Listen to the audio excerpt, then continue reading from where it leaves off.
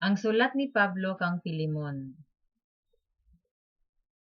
Gikan ni Pablo nga gibilanggo tungod kang Kristo Hesus, ug gikan ni Timoteo nga atong igsuon.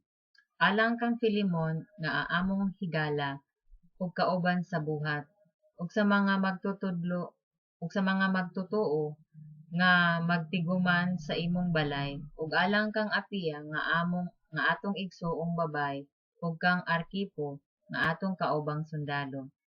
Hatagan unta kamo grasya ug kalinaw sa Dios nga atong Amahan ug sa Ginoong Hesukristo.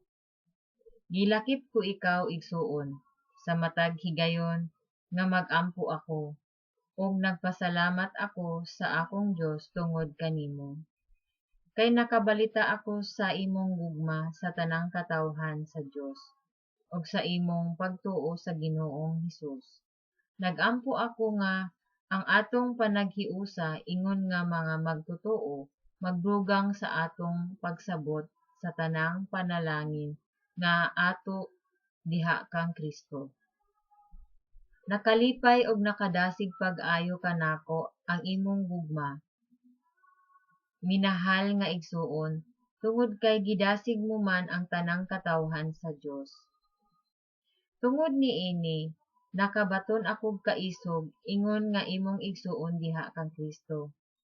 Pagsugo kanimo sa pagbuhat sa angayng buhaton, apan tungod sa gugma napugos ako paghangyo kanimo.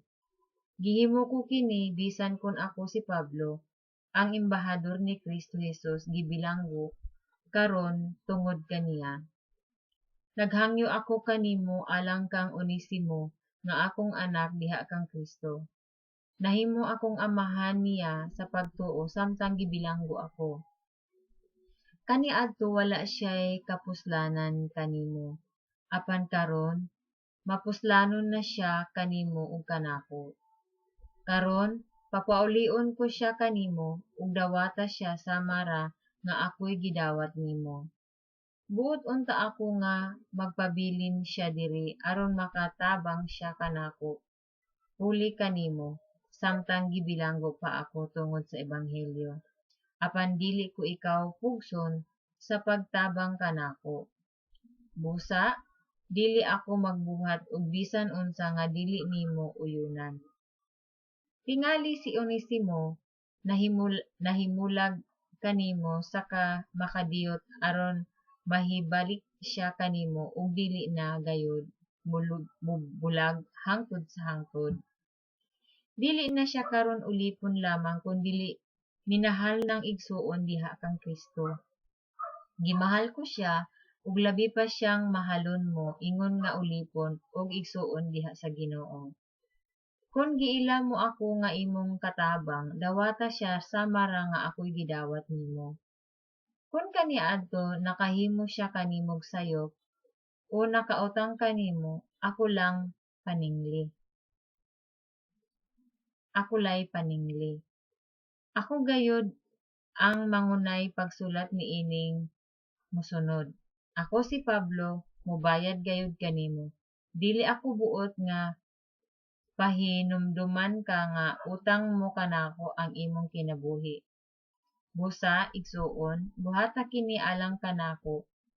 Tungod sa Ginoo, lipaya ako ingon nga igsuon mo diha kang Kristo. Sa pagsulat ko niini, masaligon ako nga buhaton mo gayud ang labaw pag gani sa gihangyo ko kanimo.